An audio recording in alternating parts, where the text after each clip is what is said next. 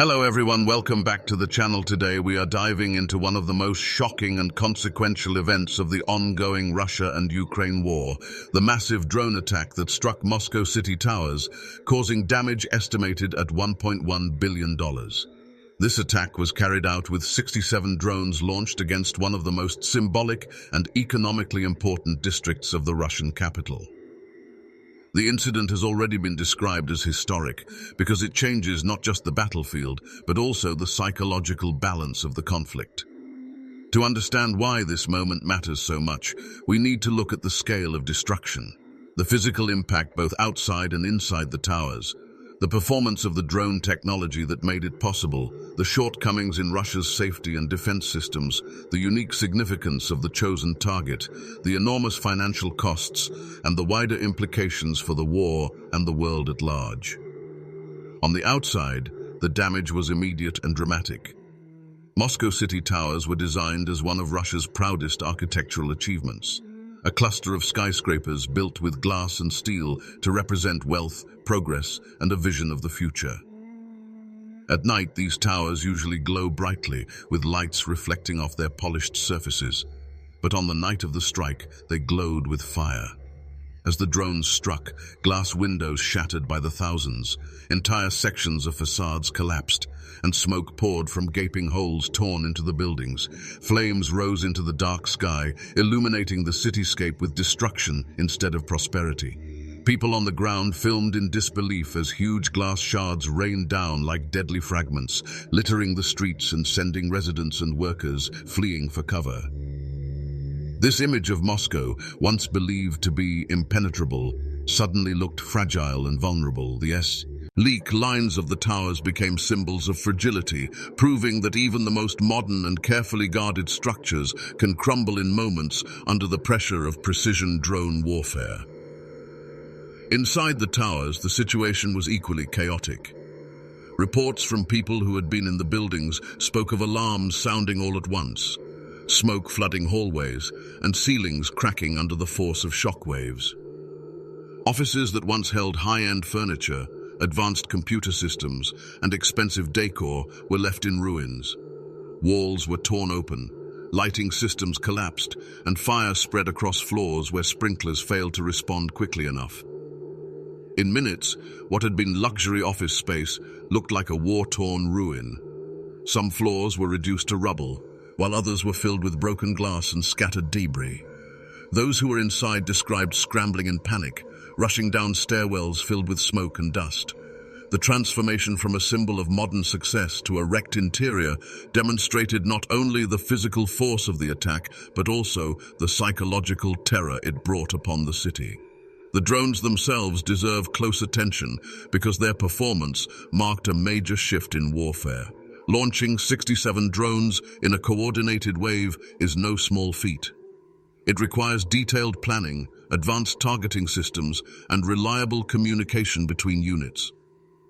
These drones traveled hundreds of kilometers, navigating air defenses and avoiding radar systems before striking with deadly precision. Some of them were shot down by Russian defenses, but enough made it through to cause catastrophic damage. Their performance revealed both endurance and accuracy, a combination that demonstrates Ukraine's growing capability in drone warfare. Unlike missiles that cost millions each and can be limited in number, drones can be produced in larger quantities, often at a fraction of the cost, and deployed in swarms that overwhelm traditional defenses. This performance highlighted how warfare is evolving rapidly, where technology and innovation can outweigh size and brute force. Analysts have already noted that Ukraine's successful deployment of these drones will influence military strategies worldwide because it shows how smaller nations can resist larger powers by using creativity and precision tools instead of relying on sheer numbers. Russia's safety and defense systems were put to the test and revealed glaring weaknesses. Moscow has long been described as one of the most heavily defended cities in the world. It is surrounded by layers of advanced anti-aircraft systems like the S-400, supported by Panzer S-1 gun and missile units, and further reinforced with electronic warfare and radar detection. Yet despite these defenses, the drones broke through in numbers. Residents of the city reported hearing gunfire in the skies as Russian forces tried to shoot the drones down, and flashes of light lit up the horizon as interceptors attempted to destroy incoming targets. Some drones were intercepted, but clearly not enough.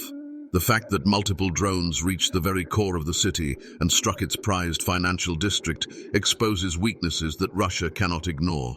If such defenses can be bypassed with persistence and numbers, then the claim of Moscow being untouchable is no longer believable. The safety of civilians was also compromised, as residents were evacuated from surrounding areas and emergency services rushed to contain the fires. For many Russians, this was the first moment they realized that the war they often heard about from a distance had now arrived at their doorstep. The unique aspect of this attack lies in the choice of target.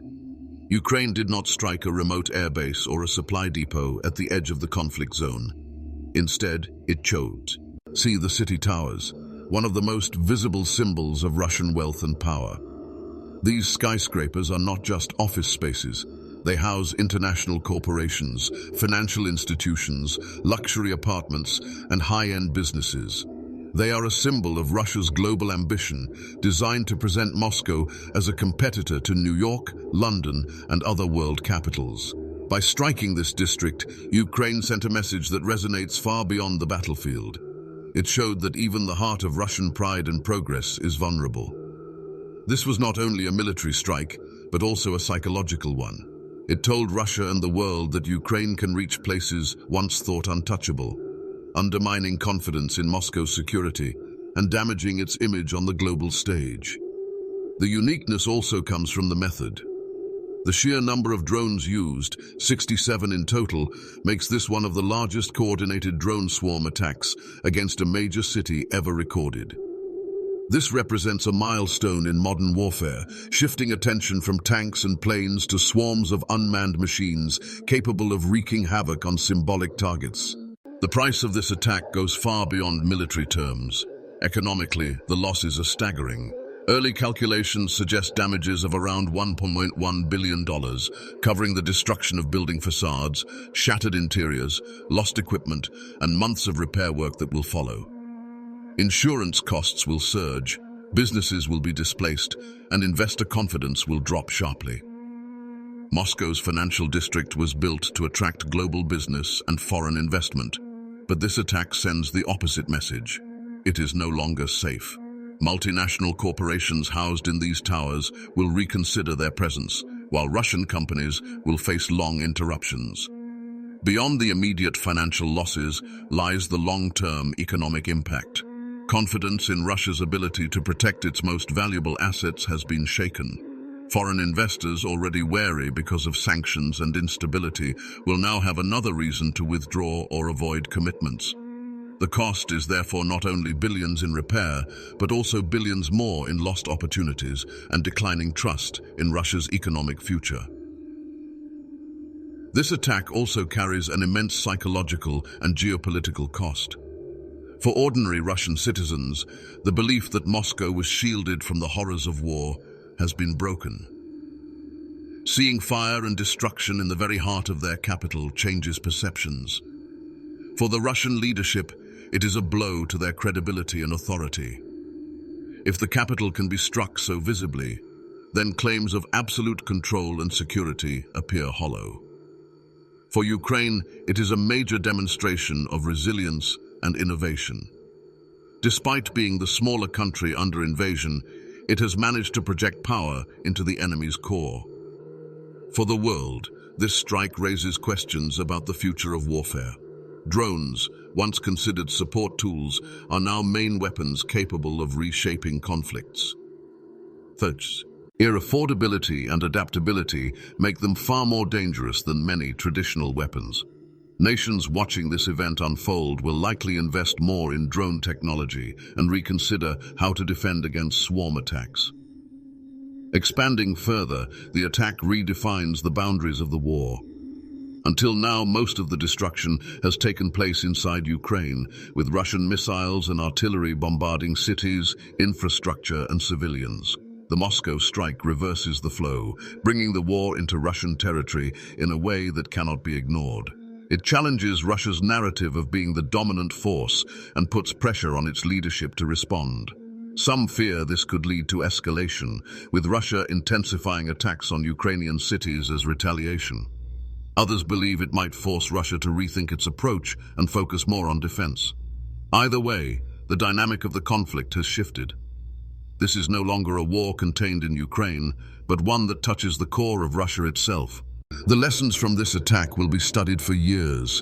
It demonstrates that modern warfare is not only about heavy tanks, jets, or missiles, but also about creativity, technology, and precision. Ukraine used relatively inexpensive tools to inflict billions of dollars in losses. It managed to bypass systems that were believed to be among the best in the world. It showed that wars in the 21st century are no longer fought solely on front lines, but also in cities, financial districts, and symbolic landmarks. For civilians, this means that the sense of distance from conflict may no longer exist in the future. For governments, it means new investments in defense systems are urgently needed. For military planners, it confirms that drones and unmanned systems are now a central pillar of warfare. As the smoke clears from the Moscow city towers, the meaning of the attack becomes clearer. It is more than broken glass and burned offices. It is a turning point that shows how war is evolving, how technology is reshaping strategy, and how even the most secure cities are vulnerable in the age of drones. The estimated $1.1 billion of damage represents only part of the true cost, because the impact on confidence, symbolism, and psychology may be far greater. The war between Russia and Ukraine will continue, but this strike has already written itself into history as one of the defining moments. It proves that no side can claim absolute safety, and it warns the world that the future of conflict may be fought not only on battlefields, but in the skies above our greatest cities.